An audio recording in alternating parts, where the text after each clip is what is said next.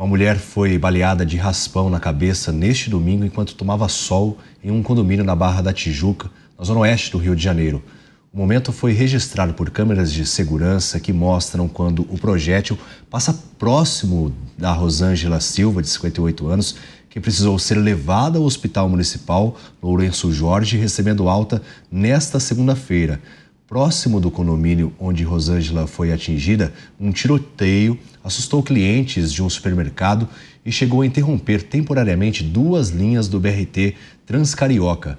A hipótese levantada é de que um dos projéteis tenha atingido Rosângela. O caso está sendo investigado pela 32ª Delegacia Policial, mas para quem nos acompanha pela TV, realmente é uma imagem que chama bastante atenção, porque por pouco, assim, questão de fios de cabelo, ela não foi atingida fatalmente na cabeça. Realmente um susto muito grande para essa moradora, mas infelizmente, né, a gente tem visto cada vez mais também esses episódios de violência, de balas perdidas, que na verdade acabam encontrando pessoas que são inocentes, como aquele que a gente noticiou aqui também na Jovem Pan, na linha vermelha, onde um homem que estava no ônibus em direção ao trabalho, acabou sendo atingido também, morreu na hora.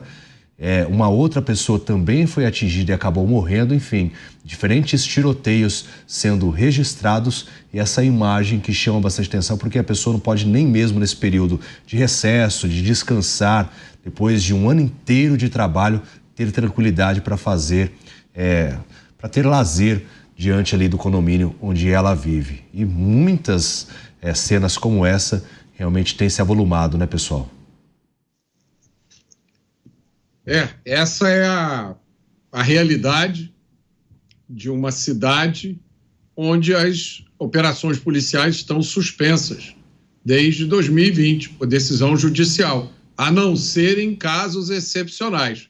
Será que esse caso é um caso excepcional ou não? É difícil dizer, mas as ideias têm consequências. E o que a gente está vendo, que a gente vê nessas imagens, são as consequências dessas ideias que têm predominado no combate ao crime no Brasil. O Rio de Janeiro é usado como uma espécie de laboratório onde se testam novas estratégias de combate ou de não combate ao crime. E a consequência é essa. Esse é o preço que se paga por se viver. Eu não vou dizer no Rio de Janeiro, porque esse preço pode ser pago por pessoas que moram em inúmeros locais no Brasil. Essa realidade há muito tempo deixou de ser exclusiva do Rio de Janeiro. O que acontece é que no Rio de Janeiro, como existe um conflito permanente entre várias facções, esse problema fica mais visível. Mas a insegurança vivida aqui no Rio é vivida da mesma forma em praticamente toda a cidade grande do Brasil. A gente comentou no início dos Pingos dos Is sobre a questão das normas de segurança por meio do decreto, mas nada também é relacionado à culpabilização das pessoas que provocaram a reação policial, por exemplo, como ocorre em alguns estados dos Estados Unidos, onde uma pessoa, às vezes está ali, uma vítima, que foi vítima de bala perdida, numa troca de tiros, a responsabilização não é de eventualmente um policial que atingiu a vítima, mas sim da pessoa que promoveu aquela ação para que os policiais precisassem revidar. Então realmente precisa haver uma mudança na nossa legislação para que esses episódios também não sejam tão comuns, né, Palumbo? Precisa, modificação urgente, mas infelizmente o governo parece que não quer.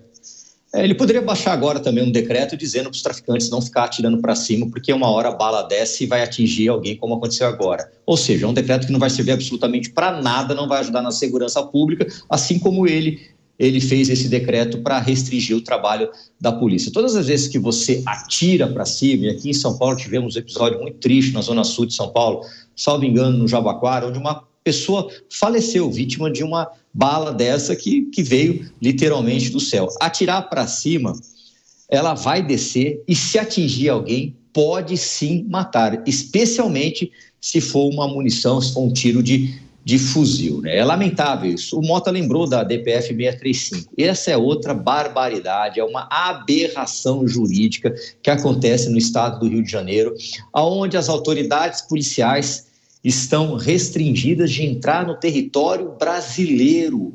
É isso mesmo, ouvinte e telespectador. A polícia só pode entrar se ela avisar. E conversando com quem realmente está na linha de frente, eu converso com policiais, inclusive do Rio de Janeiro, como é que funciona na prática? Nós avisamos, fazemos um relatório, esse relatório vai para o Ministério Público, ele vai dizer se pode, se não pode, e assim vai.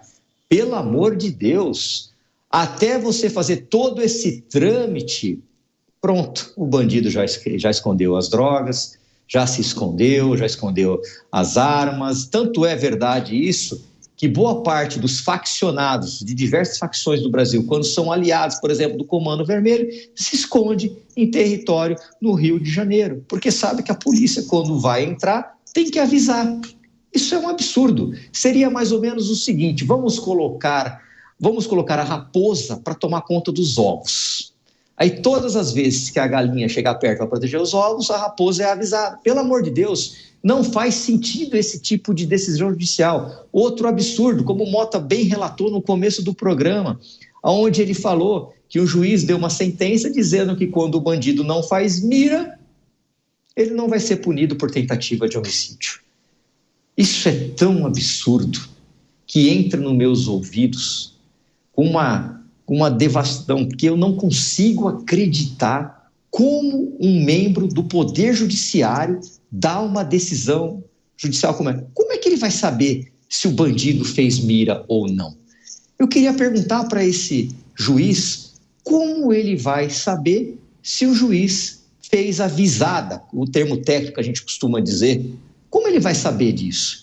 Geralmente, num tiroteio, você estica o seu braço, aponta na direção do alvo e atira.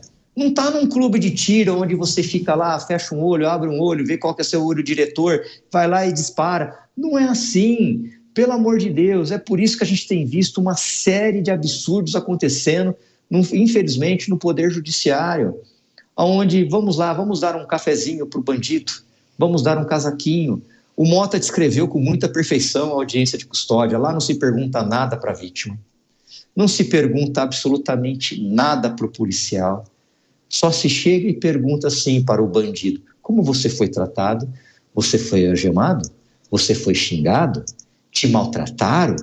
Você veio em qual compartimento na viatura? No banco de trás ou no chiqueirinho? Por que te algemaram? É óbvio que esse bandido, com todos esses benefícios, vai tecer horrores, tanto da polícia quanto das pessoas que eventualmente fizeram a prisão e não são policiais. Porque, não sei se a nossa audiência sabe, qualquer um do povo pode prender em flagrante. Qualquer um do povo pode prender um bandido em flagrante. Não precisa ser policial. Claro que depois da detenção ele chama a polícia, pode ir até a delegacia e ser o condutor desta ocorrência. Mas nós vamos chegar num nível aqui no Brasil que não vai me espantar se a polícia chegar e falar assim: o senhor quer tomar um cafezinho antes de ser algemado? Quer que eu te leve num fast food? Você comeu, bandido? Ladrão, tá tudo bem com você? Está tudo bem com você, estuprador? Quer tomar um banho antes de entrar na prisão, já que você fez sexo? Pelo amor de Deus, é uma inversão total de valores que está acontecendo nesse Brasil. Bandido tem medo de duas coisas: morrer em confronto com a polícia ou de penas pesadas. Agora, chega no Poder Judiciário, oferece até café, o que eles vão fazer? Vamos cometer crime que o negócio está desandado. Eu fico pensando também nesse período do ano, com os fogos de artifício, quantas balas perdidas como essa que a gente acabou de noticiar aqui nos Pingos, realmente podem vir a atingir as pessoas, né, Mota? Porque os criminosos se aproveitam das festas agora na virada do ano, com a explosão dos fogos, para atirar para cima. David, eu vou em breve publicar um artigo que fala sobre a importância da linguagem, dos termos que a gente usa quando discute combate ao crime, né? Uma das coisas que eu falo é isso, o termo segurança pública versus combate ao crime.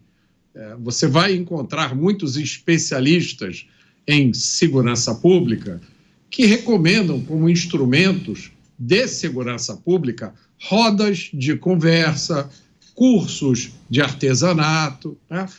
Iniciativas pela paz, que são, né, melhoria na educação. Melhoria da educação é fundamental para a segurança pública. Ora, essas coisas todas são boas, louváveis, mas elas não têm nada a ver com combate ao crime.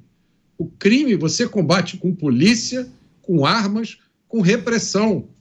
Muita gente tem dificuldade de aceitar isso. É uma dificuldade, David, que às vezes tem uma raiz humanista.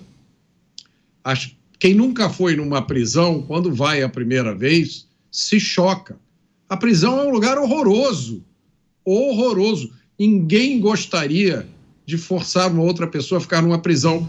Agora, tem um lugar pior que a prisão. Se chama cemitério. É onde estão muitas das vítimas dos crimes. Muitas vítimas sobrevivem aos crimes dos quais foram vítimas, mas carregam dentro de si um trauma que vai durar para a vida inteira, uma prisão perpétua. Ninguém esquece, né, depois que foi vítima de certos tipos de crime. Então é muito importante a gente prestar atenção nisso. Uma expressão que sempre me intrigou, David, foi essa, bala perdida, né? O que é uma bala perdida? Na verdade, não existe bala perdida.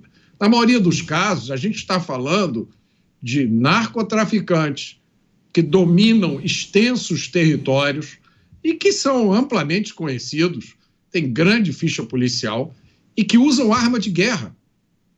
E aí, o que acontece quando a polícia prende? Imagina você que é policial, você deixou a sua família em casa, você entrou numa comunidade para fazer uma operação com o risco, você, né, na maioria dos casos, me corrija, delegado Palumbo, se eu estiver errado, na melhor das hipóteses, você tem um colete à prova de balas, mas a sua cabeça está desprotegida, seus braços estão desprotegidos, as suas pernas estão desprotegidas. Você pode sair dali morto ou com um ferimento gravíssimo. Aí você consegue, superando todas essas dificuldades, prender um sujeito que está usando uma arma de guerra. Ele está com um fuzil ou uma metralhadora. Delegado Palumbo, o que acontece com esse cidadão? Qual é a pena que ele recebe? Quanto tempo ele fica preso? Ajuda a gente aqui. Mota, pegamos um caso assim, onde um bandido tinha atirado numa viatura nossa, da Divisão de Operações Especiais, junto com a do roubo a banco, aqui na zona oeste da cidade de São Paulo. Depois, numa outra troca de tiro, ele já havia sido solto. Poucos meses depois, trocamos tiro com o mesmo bandido na cidade de Bebedouro. Ele não fica 3 anos preso, não fica 3 anos. O indivíduo que está com um fuzil, que é uma arma de guerra, com uma cadência de tiro monstruosa, deveria ficar no mínimo, mas no mínimo, guardadinho, sem direito a benefício nenhum, 1 década, no mínimo. Mas não é o que acontece no Brasil. Aqui no Brasil, faccionados são soltos pela justiça.